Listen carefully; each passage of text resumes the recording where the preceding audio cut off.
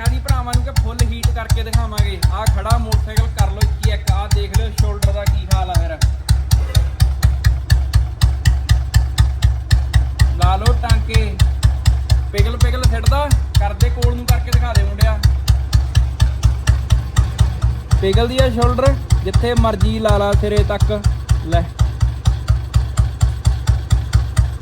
ਜਾਂਦੀ ਆ ਪਿਗਲ ਪਿਗਲ। ਇਹ ਹੁੰਦੀਆਂ ਨੇ ਓਕੇ ਰਿਪੋਰਟਾਂ ਬਾਈ ਜੀ, ਪੂਰੀ ਤਸੱਲੀ ਨਾਲ ਅਗਲੇ ਨੂੰ ਫੁੱਲ ਟੈਸਟਿੰਗ ਕਰਕੇ ਫੁੱਲ ਹੀਟ ਕਰਕੇ ਇਦਾਂ ਹੁੰਦੀਆਂ ਨੇ ਓਕੇ ਰਿਪੋਰਟਾਂ। ਵਿਸ਼ਵਾਸ ਜੀ ਜਿੱਤਣਾ ਬਹੁਤ ਔਖਾ ਬਾਈ ਜੀ। ਆਪਦਾ ਕਹਾਣਾ 31 ਸਾਲਾਂ ਦਾ ਵਿਸ਼ਵਾਸ ਆ। ਕੋਈ ਸਪੇਅਰ ਪਾਰਟ ਨਹੀਂ ਆਪਦੇ ਕੋਲੋਂ ਪਾਉਂਦੇ, ਕੋਈ ਬਾਈ ਸੇਲ ਪਰਚੇਜ਼ ਨਹੀਂ ਕਰਦੇ। ਰਿਪੇਅਰ ਦੇ ਕੰਮ ਆ, ਇਦਾਂ ਹੁੰਦੇ ਨੇ ਓਕੇ ਰਿਪੋਰਟਾਂ। ਉਹੀ ਨਹੀਂ ਲੋਗੋ ਚੱਲਦੇ।